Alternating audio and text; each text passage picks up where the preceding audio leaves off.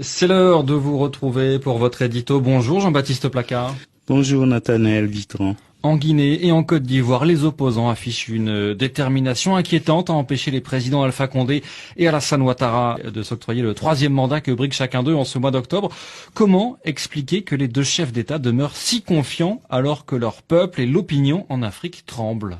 Vous connaissez évidemment la citation « Les dieux rendent fous ceux qu'ils veulent perdre ». C'est à se demander si les dieux ne rendent pas d'abord sourds et aveugles les dirigeants politiques qu'ils veulent perdre. Car enfin, personne ne peut raisonnablement penser que cette chevauchée effrénée vers le troisième mandat se termine autrement que mal, en Guinée comme en Côte d'Ivoire. Le chaos et ou la guerre ne surgiront pas nécessairement dès le lendemain de cette présidentielle, et encore. Mais même s'ils ont dans l'immédiat l'impression d'avoir gagné la partie, les conséquences tôt ou tard viendront et elles seront probablement violentes, certainement dramatiques, non seulement parce que cette quête est politiquement contre nature, mais aussi parce qu'elle plonge ses racines dans bien trop d'injustices. Mais les dirigeants politiques africains sont toujours confiants jusqu'à ce que survienne le pire. Combien d'hommes politiques ont perdu ou même péri pour avoir inconsidérément cru que le seul fait de parvenir au pouvoir décuplait leur quotient intellectuel. Pourquoi est-ce que vous êtes si certain que même élus, ces deux dirigeants finiront par perdre cette bataille ?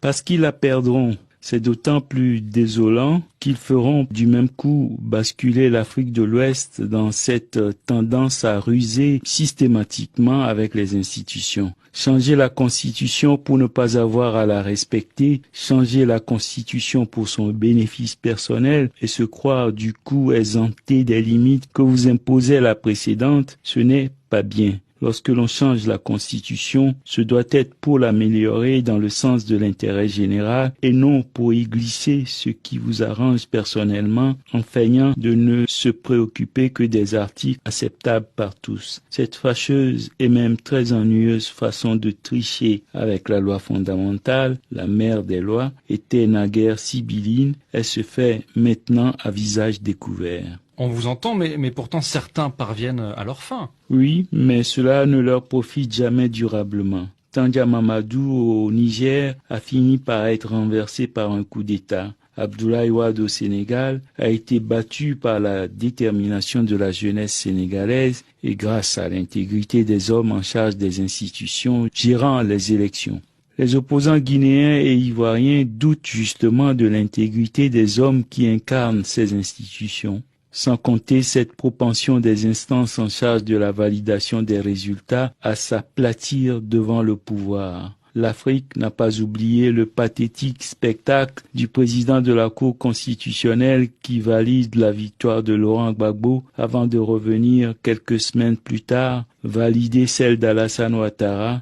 Dans un cas ou dans l'autre, il a fait preuve de couardise, sinon de veulerie.